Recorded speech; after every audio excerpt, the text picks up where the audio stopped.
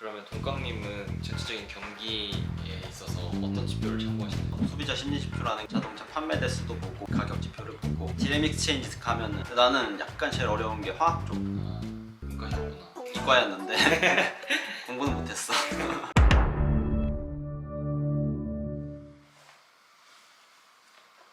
네, 안녕하세요. 왔니? 왔어요? 거래 끝나자마자 왔네. 너 우리 집 앞에 숨어있지? 침대 밑에 숨어 있어. 오늘 거래야 뭐 특별히 없었는데 뭐 철강주 들고 있던 것들이 좀 반등해줘서 나쁘지 않았다. 오늘 포스코가 조금 올랐더라고. 내가 한 개만 산 줄 알았는데 철강이어도 몇 개 이렇게 나눠 샀거든. 음. 그 배경에는 뭐 워낙 지금 미국 쪽에서 친환경품이니까 또 누가 휘파람 부네.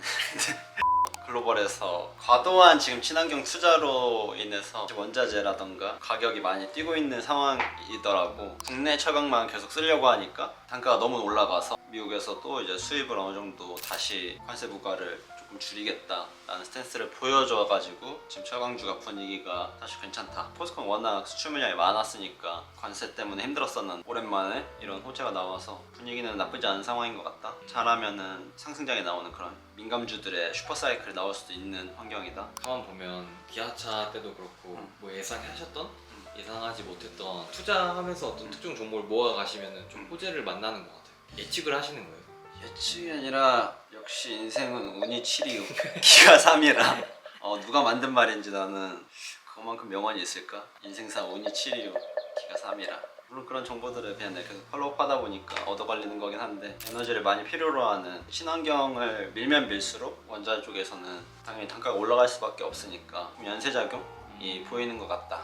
약간 전체적으로 큰 흐름을 쫓아가다 보면 작은 호재들은 얻어 걸리는 경우가 있는 거네요. 그치? 큰 맥락에서 가지치기 되는 느낌? 사실 그때 영상 찍고 나서 철강주가 조금 빠졌었잖아요. 그러면 지난번에 철강 주식 얘기하셨을 때부터 이렇게 분할로 매수하신 거잖아요. 그걸 매일매일 조금씩 계속 사시는 거예요. 샀다 팔았다 하긴 하는데 뭐 한 20% 25%의 물량은 그냥 잠가놓지. 하루 만에 다 매수하고 그런 건 없고 그래도 못해도 2주? 3주는 좀 붙지 않나. 거기서 더 미끄러지면 5%, 7.5%뭐 이렇게 늘린다거나. 그때 고점에 가장 많은 물량을 실은 건 맞아. 그거에는 변함이 없어. 고점에 물린 건 맞다. 오늘 또 시장에 다른 이슈가 있었네요. 지금 시장에서 주의 깊게 봤던 이슈 중에 하나는 중국 인민은행의 금리를 인상하느냐 마느냐. 사실 지금 중국이 긴축을 하기엔 이르지. 아직 완벽하게 살아난 경기가 아닌데 특히나 중국은 코로나에서 지금 많이 벗어나 있음에도 지금 소비 경기가 많이 안 살아나고 있고 아무래도 쉽게 올리기는 힘든 상황인 것 같고 또 그렇다고 지금 금융시장을 개방을 앞두고 있는데 부채 비율을 막 신경 안 쓸 수 있는 상황도 아닌 것 같고 그러다 보니까 그냥 동결이라는 마법의 단어 이럴 때 사실 제일 재미없거든.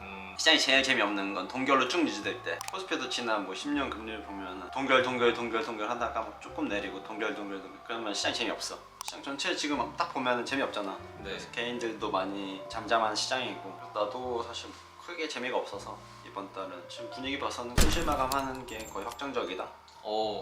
첫 손실 마감 드디어 보네. 그럴 수도 있고 중간에 내가 어떻게 될지 몰라. 아직 한 일주일 남았으니까 뭐 일주일 동안 최선을 다하겠지만 과거처럼 내가 필사적으로 트레이딩 하지는 못하니까 요즘에 한 달 간격에 뭐 손실 수익에 대해서는 큰 의미는 두지 않는다. 연간으로 수익이면 감사한 거고 손실이면 또 내년에 다시 열심히 하면 되는 거고 항상 그렇게 생각하니까 과거에 되게 공격적으로 트레이딩 할 때보다는 조금 더 호흡이 길어졌다. 그렇다 보니까 조금 더 매크로적인 흐름을 많이 보려고 한다 라는 게 뭐 지금의 현재 나의 투자 스타일이 아닐까. 시장에서 이제 유동성 회수를 지금 가장 큰 악재로 보고 있고 그래서 그거에 되게 집중하고 있잖아요. 사람들이 이런 발표 날 때마다 되게 긴장하고. 맞아. 그런데 인민은행이나 연준이나 다 나름의 기준이 있잖아요. 경기가 살아났을 때의 기준이. 그런 기준을 체크하면 예측할 수 있나요? 이번에는 금리 인상을 하겠다 안 하겠다 이런 걸? 예측할 수는 없는 것 같아. 근데 경기가 너무나 살아나는 게 보인다 그러면 어느 정도 예측은 할 수 있겠지. 그런 지표들을 되게 빨리빨리 받아도 보고 나 그러면 사실 할 수는 있긴 하지. 근데 거기에 이제 또 워낙 천문학적인 액수가 들어가다 보니까 그래서 한국에서는 아직 그 정도의 지표들을 받아볼 수 있는 곳이 많이 없다. 미국은 워낙 이제 금액이 크다 보니까 큰 헤지펀드들은 온갖 종류의 데이터들을 다 수집해서 예측하는 데 활용하지. 미국에서는 위성으로 월마트에 주차된 차량의 숫자까지 통계로 잡는 뭐 그런 데이터들을 수집한다고 하는데 그런 모든 것들이 이 하나의 방향성을 예측하기 위해서 쓰이는 그런 용도가 아닌가. 그러면 동강님은 그런 전체적인 경기에 있어서 어떤 지표를 참고하시나요? 나는 뭐 사실 나도 많이 보긴 하는데 대표적으로 소비재를 내가 만약 본다 그러면 월말 근처에서 소비자 심리 지표라는 게 나오고 자동차 판매 대수도 보고 그리고 뭐 철강주를 매수한다 그러면 철광석 가격에 대해서 가격 지표를 보고 반도체는 이제 디램 익스체인지 가면은 디램 가격이 나오거든. 각 업종마다 팔로우업 할 수 있는 지수들이 있어. 근데 나는 약간 제일 어려운 게 화학 쪽. 화학 쪽 워낙 복잡하고 요즘 또 배터리랑 많이 엮여 있어가지고 막 에틸렌 가격이다 이래가지고 막 정유주에도 예민하게 뭐 반영되고 화학 쪽 소재에도 반영되고 막 이러던데 그 부분에 대해서 아직 좀 완벽하게 이해가 안 돼서 화학 쪽은 그 지표로 뭐 추산하는 게 아직은 익숙하지 않다. 아, 문과셨구나. 이과였는데 공부는 못했어.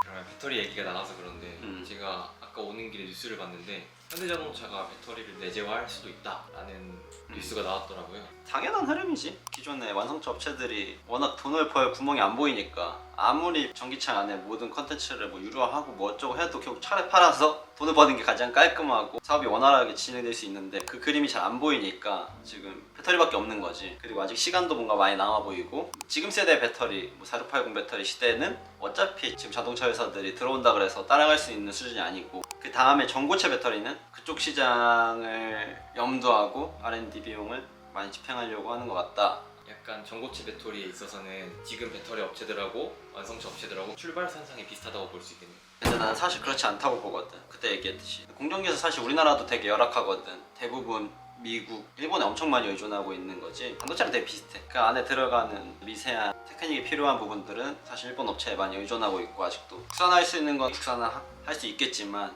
이제 아무래도 그런 기초 소재로 들어갈수록 많이 의존도가 크기 때문에 조금은 쉽지 않은 방향일 수도 있다. 지금 배터리 업체들도 아마 가능성이 제일 높은 게 그나마 SDI 쪽 개발 비용 이제 한번 조사해 본 적이 있는데 최근에 봤더니 SDI가 거의 LG화학이랑 이노베이션의 개발 비용을 합친 것보다 많이 투자하고 있긴 하더라고. 그만큼 전고체 배터리를 많이 준비하고 있다라는 건데 조금 의외이긴 했어. 거긴 뭐 삼성이니까 돈줄이 강하니까 그쪽에 많이 투자를 하고 있는 것 같다. LG화학 같은 경우는 이미 지금 생산을 하고 있으니까 약간 R&D에 투자할 정신이 없을 수도 있겠네요. 그치. 그리고 지금 시대에 배터리에 투자한다는 게 굉장히 무의미하다고 느낄 것 같아.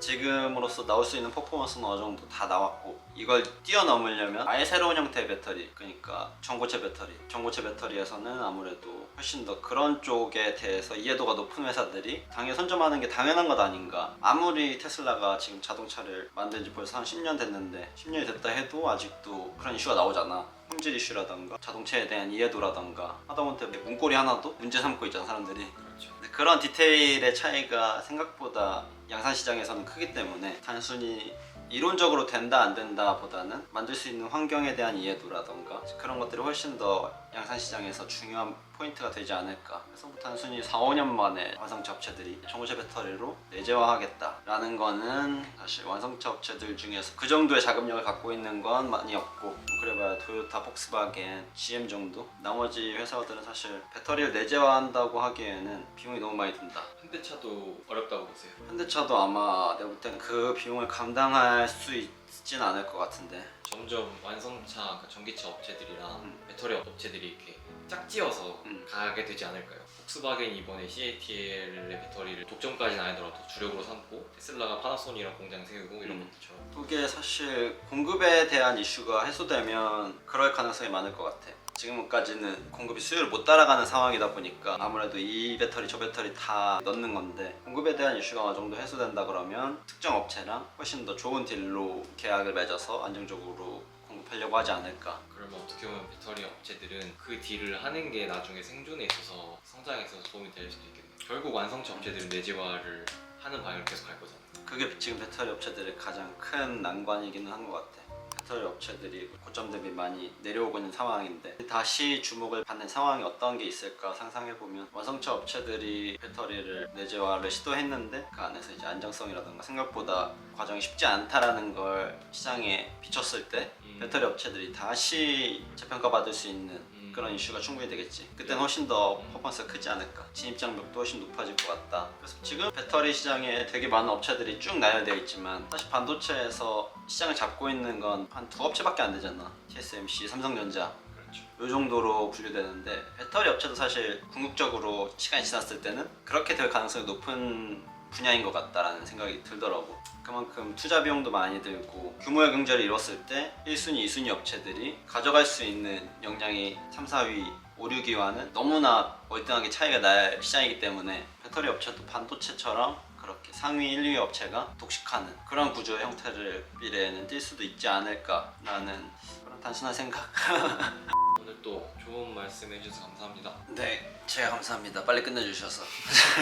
시장이 지금 잠잠하니까 뭐 나로서는 되게 좋은 것 같아. 치열하게 거래해야 되는 변동성이 많은 장세보다 이런 장세에서 조금 더 내가 여유 있고 이런 것도 자료도 많이 찾아보고 할 수 있으니까 이런 게 좀- 편하다. 편하다.